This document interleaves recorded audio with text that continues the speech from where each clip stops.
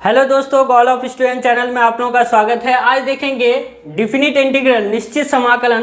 देखिए निश्चित समाकलन होता क्या है। हम लोगों ने इंडिफिनिट इंटीग्रल पढ़ा था, वो अनिश्चित समाकल था। और डिफिनिट इंटीग्रल में आपका निश्चित वैल्यू निकल के आएगा। तो उसमें अगर वैल्यू नहीं आता था तो सी कांस्टेंट डालते थे, जो कुछ वैल्यू आए।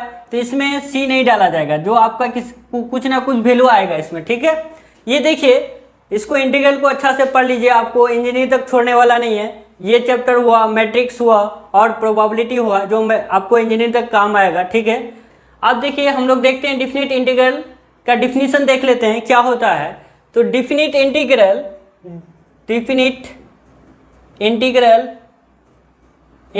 Is defined to exactly two limits and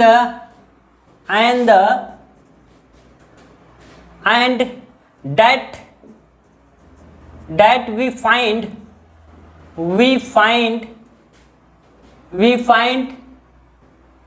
the net area between the function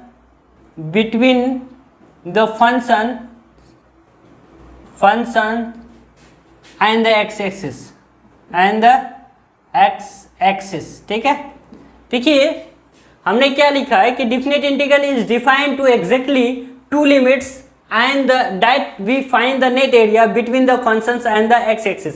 देखिए सबसे आगे हमने इसको डिफाइन करेंगे, अभी समझ में नहीं आएगा। देखिए क्या करेंगे, the definite integral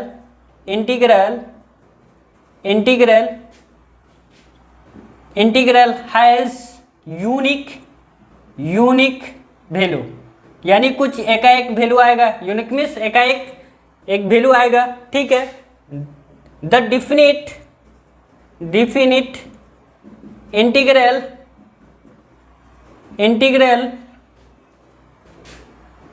is denoted, किससे सूचित करते हैं? Denoted by integral a to b f of x into dx। ठीक है, अब देखिए हमने क्या लिखा था कि द डेफिनेट इंटीग्रल, ठीक है, integral is defined to exactly two limits. तो कौन सा लिमिट्स? देखिए नीचे लोअर लिमिट और अपर लिमिट है ना, two limits and that we find, हम लोग प्राप्त करते हैं द नेट एरिया, यानी net area between the functions, ये फंक्शंस का कुल एरिया पता करते हैं हम लोग। एंड द एक्सेसिस, किस पे? एक्स एक्सिस पे। ठीक है, समझ में आ गया definition.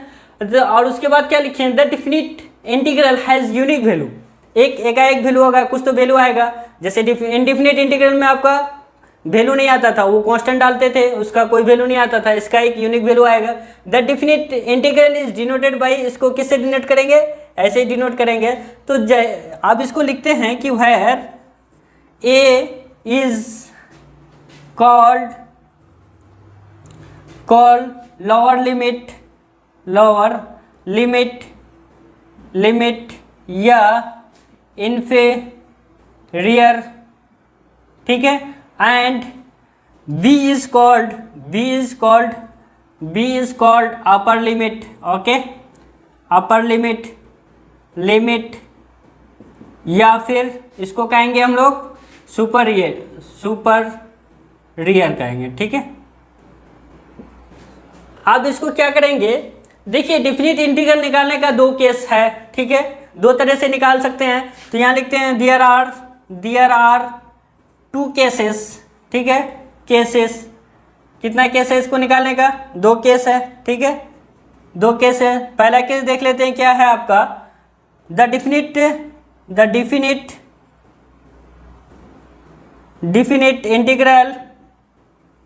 Integral as the limit of sum। Okay, ठीक है, इसको हिंदी में योगफल का सीमा का निश्चित समाकलन। ठीक है, उसके बाद देखिए और दूसरा क्या हो जाएगा आपका? फंडामेंटल फंडामेंटल थ्योरम नेक्स्ट क्या हो जाएगा, fundamental theorem of the integral calculus. Okay, calculus. अब हम लोग देखते हैं, अभी हम लोग the definite integral as the limit of sum पढ़ेंगे। ये fundamental theorem of the integral calculus हम लोग नेक्स्ट चैप्टर में पढ़ेंगे, इसको नेक्स्ट चैप्टर में देखेंगे। अब इसको देख लेते हैं, the definite integral as the limit of sum क्या होता है। ठीक है, अब हम लोग देखते हैं पहला केस, हमने बताया था 2 केस है इसको निकालने का। पहला केस क्या था आपका, पहला केस था the definite integral as the limit of sum. Okay, ठीक है, इसको हम लोग प्रूफ करेंगे। तो देखिए आपका क्या हो जाएगा, इसको integration a to b f of x into dx। Okay, ये इसको हम लोग निकालेंगे, क्या फॉर्मूला निकलेगा इसका।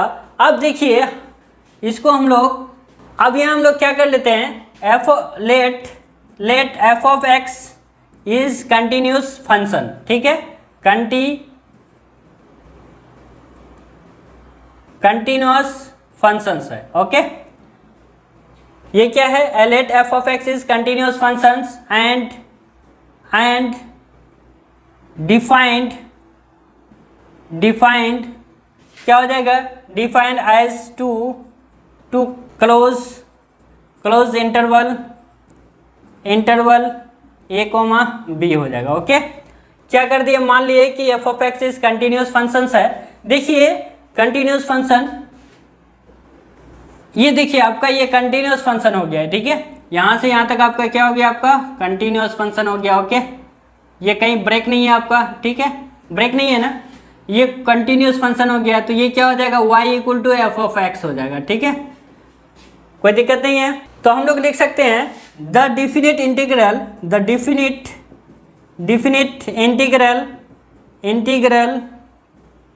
क्या हो जाएगा, is a to b f of x is the bounded area y equal to f of x। ठीक है, तो definite integral is integral a to b f of x is the bounded area y equal to f of x। तो क्या कर लिए हम लोग, y equal to f of x मान लिए। अब देखिए इसको क्या कीजिए हम लोग, इसको ये क्या हो जाएगा आपका, a हो जाएगा, और यहाँ से यहाँ तक लिमिट आपका क्या हो जाएगा, ये b हो जाएगा। ओके, समझ में आ रहा है कि नहीं, हमने लिमिट लिया है कि a to b, तो ये आपका a हो जाएगा और ये b हो जाएगा। ठीक है, सही से समझिए, इसको समझ लीजिएगा तो लिमिट का झोल खत्म हो जाएगा। ठीक है, अब देखिए क्या करेंगे हम लोग, इसको n इक्वल पार्ट में डिवाइड करेंगे, इसको n इक्वल पार्ट में हम लोग इसको डिवाइड करेंगे। ठीक है, n इक्वल पार्ट्स में डिवाइड करेंगे और h ले लेंगे, इसकी डिस्टेंस क्या ले लेंगे, यहाँ से यहाँ तक की। अब ये देखिए आप, यहाँ से यहाँ तक की डिस्टेंस, यहाँ से यहाँ तक का जो होगा वो h हो जाएगा। तो क्या कीजिए, यहाँ लिख देते हैं डिवाइड द इंटरवल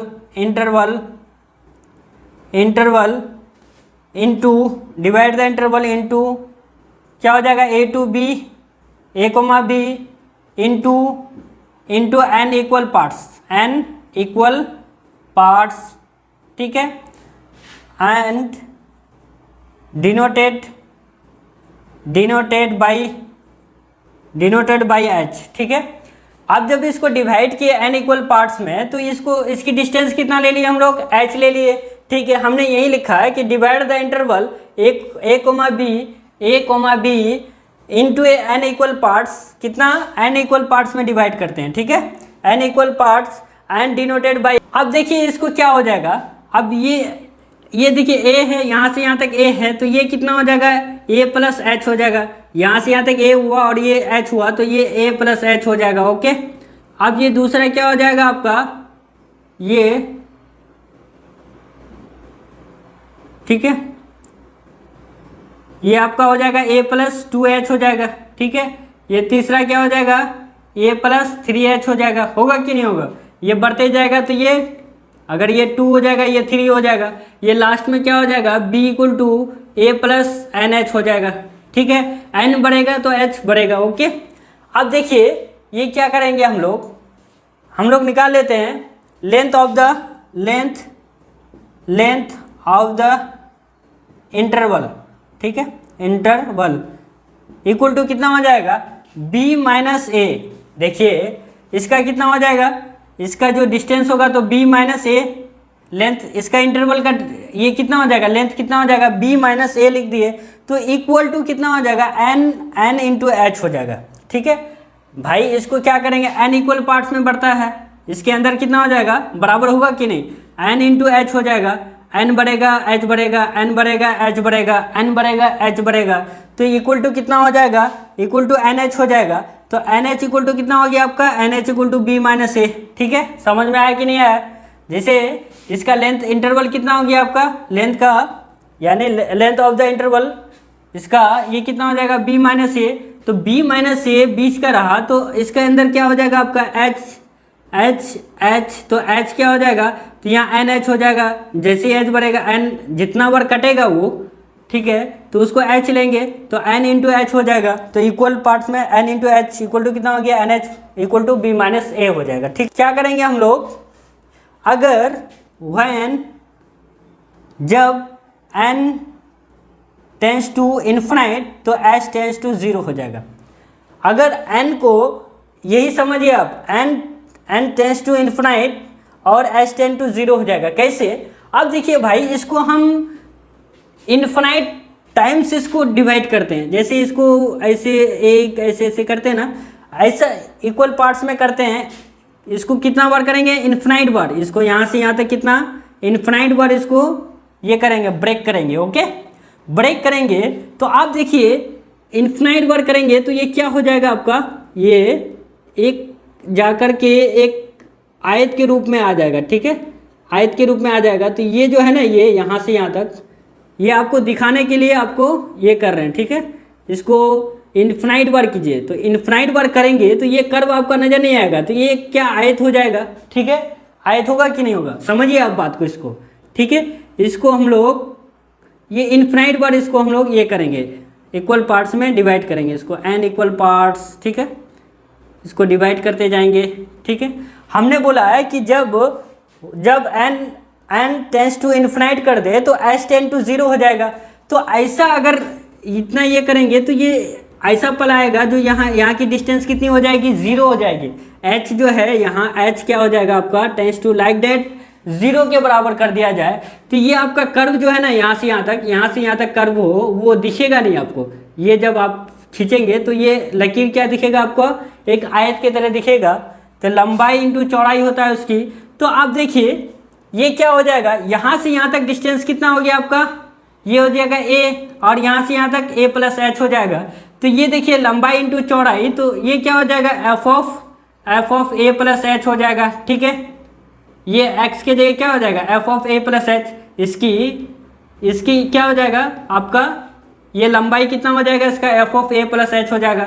ये इस वाले का हुआ तो आप a प्लस 2h वाले का क्या हो जाएगा, a प्लस 2h हो जाएगा। ओके, इसका क्या हो जाएगा, F of a plus 3h हो जाएगा। ओके, अब इसका क्या हो जाएगा, F of a plus N H हो जाएगा। ठीक है, जितना h बढ़ेगा ऐसा एन एच ले लेंगे। ओके, लास्ट वाले में F of a plus N H हो जाएगा। ठीक है, समझ में आया कि नहीं आया। अब हम लोग देखते हैं इसका फॉर्मूला निकालते हैं, क्या होगा आपको। ठीक है, क्या हो जाएगा आपका, integration a to b F of x into D X equal to कितना हो जाएगा आपका, लिमिट h टेंड टू 0। क्या होगा, जब h को लगभग जब n इन्फिनाइट होगा तो h टेंड टू 0 हो जाएगा। तो ये देखिए h इंटू, देखिए इसका जब ये आयत होगा तो आयत का जैसे लंबाई, आयत का क्षेत्रफल कितना होता है, लंबाई इंटू चौड़ाई, तो चौड़ाई a प्लस एच हो गया, और ये कितना हो जाएगा आपका, इसकी डिस्टेंस कितनी हो जाएगी, यहाँ चौड़ाई h हो जाएगा, और ये F of a plus H हो जाएगा। तो ये लिखेंगे हम लोग F of a plus H हो जाएगा। ओके, होगा कि नहीं होगा।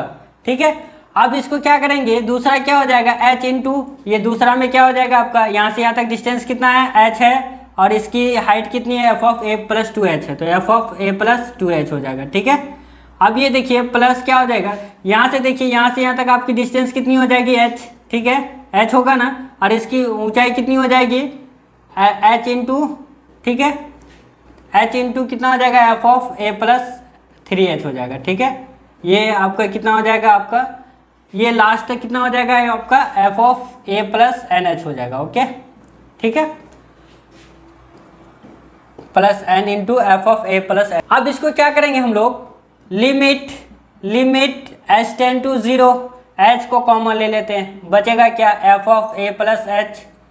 ठीक है, इसे एच इसमें भी है, एच इसमें भी है, एच इसमें भी है, तो एच को कॉमन ले लिए। ठीक है, तो ये प्लस एफ ऑफ क्या बचा, ए प्लस 2h बच गया, plus F of A plus 3h बच गया। ओके, प्लस क्या हो जाएगा, F of A plus N H हो जाएगा। ओके, अब इसको हम लोग कैसे लिख सकते हैं, limit H tends to 0 H into sigma क्या हो जाएगा, R equal to 1 into N F of A plus R H हो जाएगा। ओके, तो इसको लिए क्यों, देखिए इसको टोटल को लिख सकते हैं सिग्मा, सिग्मा क्या होता है, समेशन होता है, जोड़ होता है। ठीक है, तो आर इक्वल टू 1, तो ये आर की जगह 1 बैठाइएगा तो कितना हो जाएगा, F of A plus H. अगर आर की जगह 2 बैठाइएगा तो ए प्लस 2h हो जाएगा, आर की जगह अगर 3 बैठाइएगा तो ए प्लस 3h हो जाएगा। समझ में आया कि नहीं आया। अब इसको क्या करेंगे, एन इक्वल पार्ट्स में, तो एन तो एन इक्वल पार्ट्स में जितना है चलेगा। ठीक है, अब देखिए ये आपका फार्मूला हो गया, जैसे integration A to B F of X into D X equal to कितना हो जाएगा, limit H tends to 0 H into sigma R equal to 1 into N F of A plus R H हो जाएगा। ठीक है, तो ये हम लोग आपको फार्मूला प्रूफ कर दिए। ठीक है, ये आप समझ गए। देखिए ये फार्मूला आपको लगाने से, फार्मूला जब लगाइएगा तो आपको कुछ फार्मूला की ज़रूरत पड़ेगी।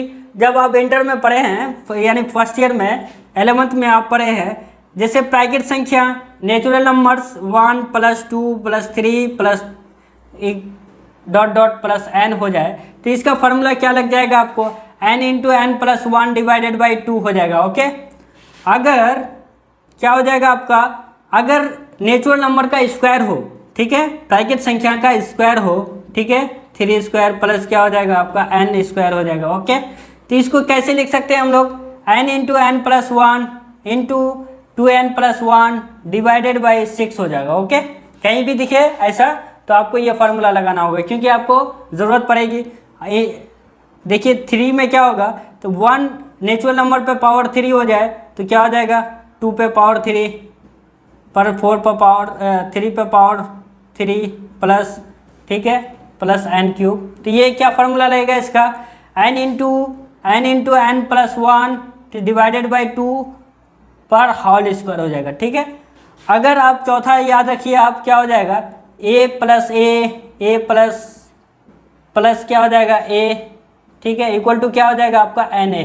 ठीक है, अगर ए प्लस देखिए प्लस क्या हो जाएगा आपका ए, लास्ट में N A, okay, equal to N A हो जाएगा। ओके, अगर वीडियो अच्छा लगा हो तो लाइक शेयर और सब्सक्राइब जरूर कर दीजिएगा।